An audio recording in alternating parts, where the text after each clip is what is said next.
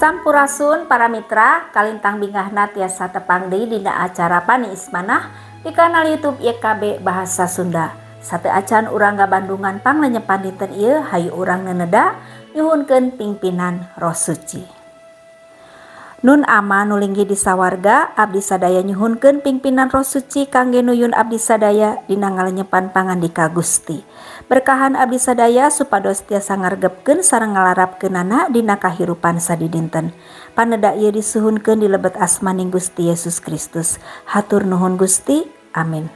Para mitra, lenyepaneun urang dinten ieu dicutat tina buku renungan wasiat anu dijudulan disalametkeun kangge midamel kasalametan. Dumasar carios padamelan Rasul-Rasul pasal 4 ayat 1 dugi ka 12. Sarengna janten puseur pangenyepan urang nyaeta ayatna nu ka-12 anu ungelna kieu. Anjeunna sareng mung anjeunna bae nu tiasa nyalametkeun manusa teh.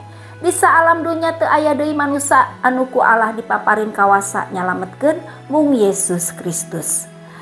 Para mitra, emut keneh kana teks kitab suci nu janten bahan lenyepaneun urang dinten Rebo nu tos kalangkung. Dina teks eta urang maos perkawis kagagalan Petrus. Urang oge ngabandungan paneda sareng pangrojong Gusti Yesus ka Petrus sangkan tetep pageuh iman. Teks kitab suci dinten ieu mintonkeun yen iman Petrus teu gugur, malihan teras tumuwuh sareng mekar dina pangangkeun nu eces dibarung ku lalampahan nu nyandak dampak kangge sakur jalmi nu meryogikeun disegerkeun hirupna. Para mitra papayun sareng kakawasaan para pangurus bait Allah anu sama sakali teu ngajeuengkeun manah Allah kalawan teuneng Petrus nyatakeun imana. Mungalangkungan Yesus wungkul jalmi disalametkeun saur Petrus. Margi di sakuliah dunya di antara manusia tayasa urang-urang acan nu tiasa nyalametkeun urang pokna deui. Rasul Petrus tos ngalaman ku anjeun kasalametan eta. Gusti Yesus tos ngaragap emutan sareng manahna sacara pribadi sareng kawasa kaasih Kristus nu ngadamangkeun hirupna eta ku anjeunna diteraskeun ka seueur jalmi. Para mitra, kawasa kaasih nu mulihkeun hirup ti Gusti Yesus sanes dipimilik ku Rasul Petrus sareng saurang nu lumpuh wungkul. Eta kawasa oge dipimilik ku urang danget ieu. Tiasa wae dina hirup urang aya kawasa-kawasa nu danget ieu nuju megat urang sangkan liren neraskeun ka nyaah Gusti Yesus. Eta kawasa teh ngancem sareng ngaraos langkung ageng ti kawasa Kristus. Ulah sieun, ulah mundur.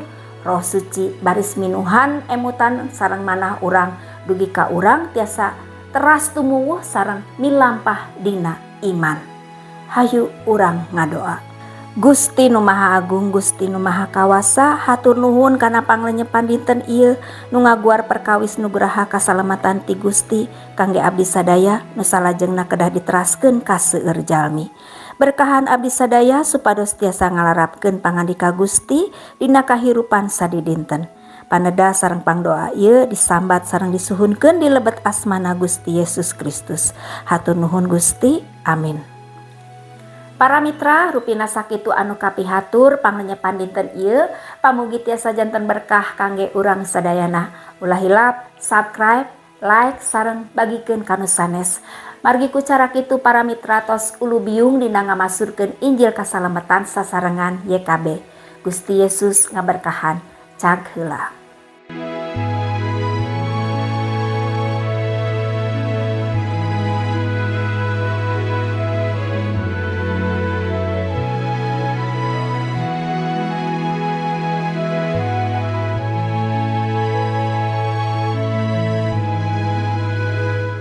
Sahabat, mari dukung pelayanan dan pekabaran Injil melalui YKB dengan membagikan link acara ini kepada sebanyak mungkin orang.